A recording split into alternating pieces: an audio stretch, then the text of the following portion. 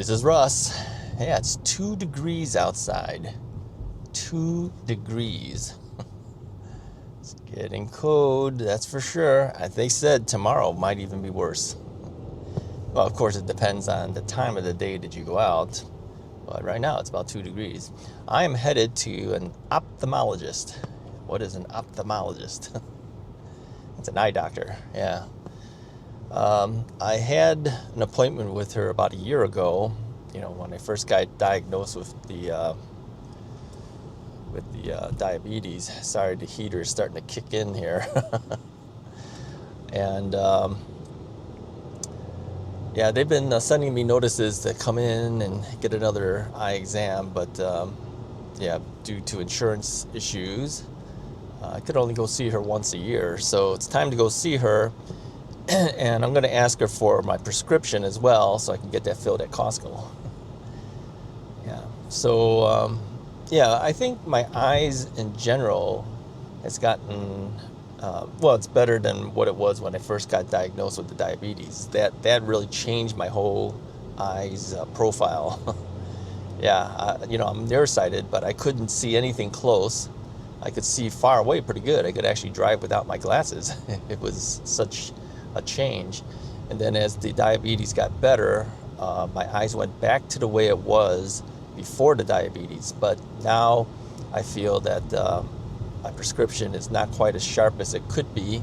So I'm thinking it's going to be increased by a little bit. It's okay.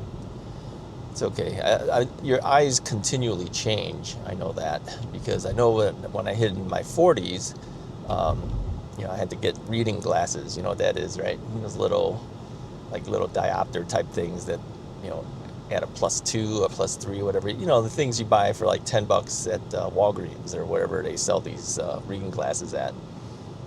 And then after a while, I found out I didn't need it anymore. Had to do bifocals, trifocals, all that type of thing. And then, yeah, at this point, I'm actually pretty good. It's just that, like if I'm looking at street signs, I can't read them very well until I'm a certain distance away. And I used to be able to read them fairly well, so I know my prescription has changed. Oh. Now, you might be wondering how the results were for my kidney stone thing, because we had the CT scan done. Yeah, the doctor finally called me back. Well, actually, she didn't call me. She had her nurse call me and said that they saw 3 little stones. This is stuff that we've already known because we've already seen the lab results, right?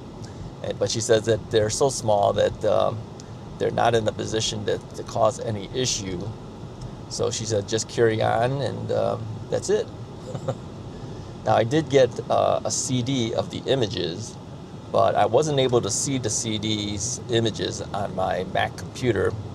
So I went to the library and borrowed one of their computers, and I was able to see the scans. But I'm telling you, a CT scan is like a series of continuous, it's like a video, essentially, for like 5 seconds. And, we were trying to calculate how much radiation are you getting from a CT scan compared to an X-ray. An X-ray goes on really quickly. It's like a millisecond. It's like bam, and it's done.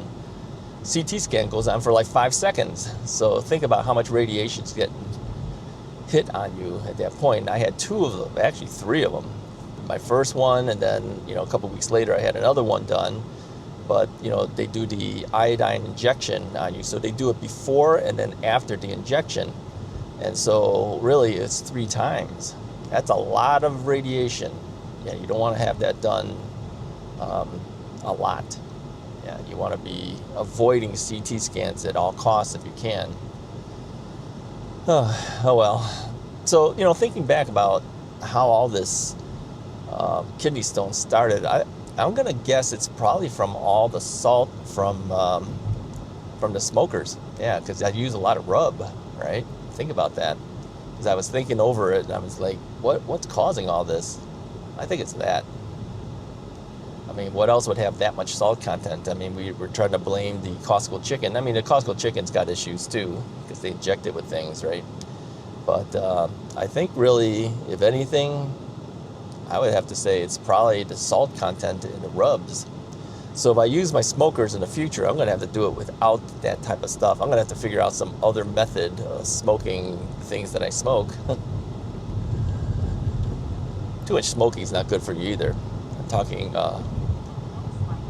like barbecue smoking, okay? I'm not talking about smoking. I don't do that. So that's the story, all right? So yeah, so much health issues for so long. But anyways, I'm heading towards the doctor's office. She's only like 3 minutes away from where I am right now. So yeah, the office is really not that far. I'm way early. My appointment's at 9:15. It's like 8:51 right now. I'm very rarely late to anything. Yeah, you'll find that I'm usually early or on time. Very, very rarely am I late for anything.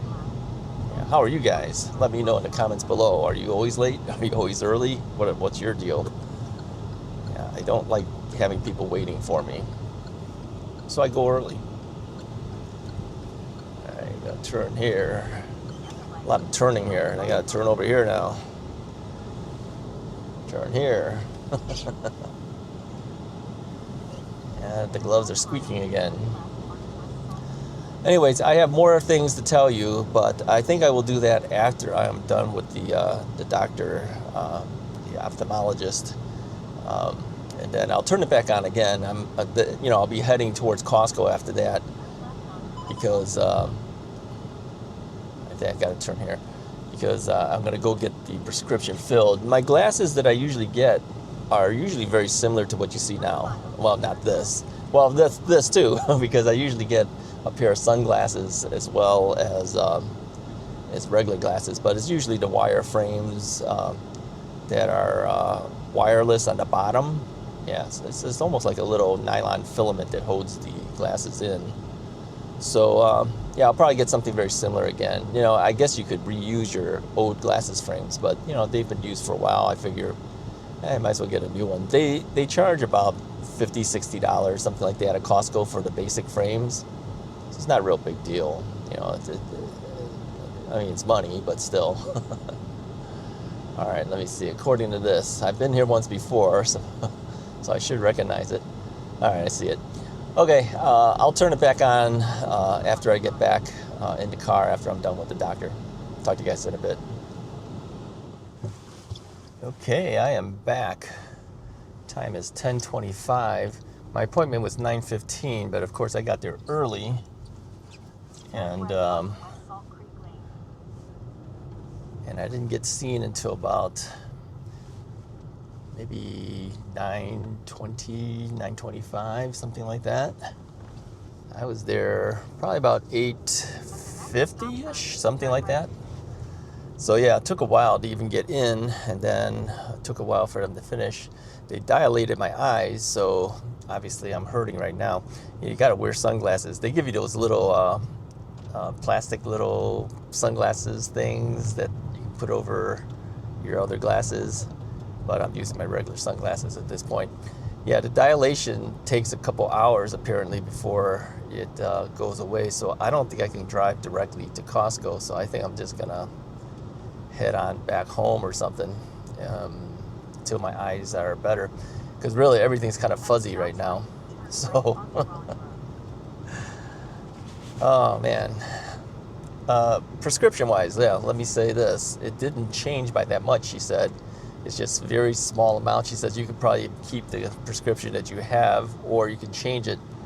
I'm gonna change it. It's been a while since I've had new glasses made, so she says it'll make it slightly sharper, but it's not that much different. She says it corrects some of the astigmatism issues that might be there, and then she says as far as like other issues, she doesn't see anything at this moment. So who knows?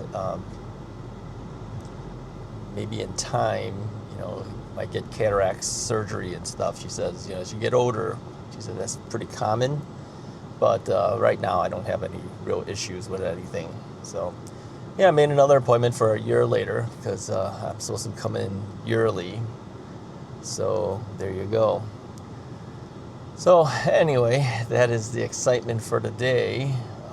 There's enough medical things, I'm kind of done with it. I don't want any more medical issues to have to come up. So I'm sure you're tired of hearing about the medical issues too, but yeah, that's what's happening in my life, so I just share it with you guys. Let's make this turn. Yeah, it's amazing, they send you out into the world to drive when you can barely see well enough as it is because of the dilation. And dilating your eyes takes a while. It took maybe 15 minutes or so, then all of a sudden you can't see anything. Everything's kind of fuzzy. Yeah. For those who don't know what dilation of the eyes means, it basically enlarges your pupil size. So your depth of field disappears, which of course is a big deal for guys who do photography like me. That's how we get like that blurry background. You get the sharp person in focus and then the background blurs. Yeah, several things that cause that when you're taking photos. Okay, the focal length of the lens makes a difference.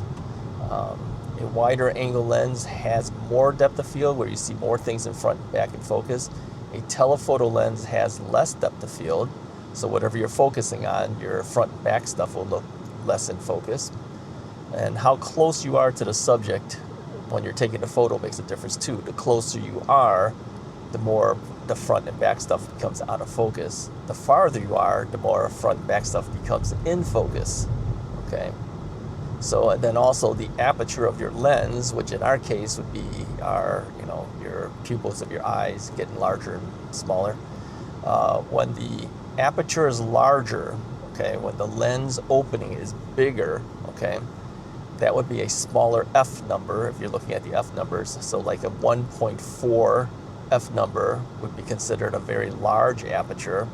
An f16 would be a very small opening, small aperture. So a 1.4 larger opening would have a shallower depth of field. Things would be more out of focus in front and back. I'll give you a little photography lesson. Yeah, I used to talk about this in my photography classes all the time. So a lot of times when people were taking pictures, they say, oh, I like that blurry background. Okay, here's a couple ways you can do that. Get as close to the subject as you can, and still make the composition the way you want it. Use a larger aperture lens, okay, so something like an f1.8, f1.4 would be better. And then use more of a telephoto setting on your focal length.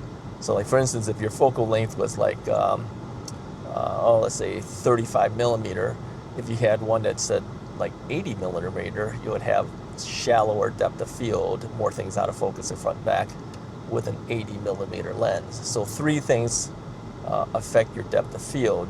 And in photography, the most critical one really is how close you get to the subject. A lot of people don't realize that. They think, oh, if I use an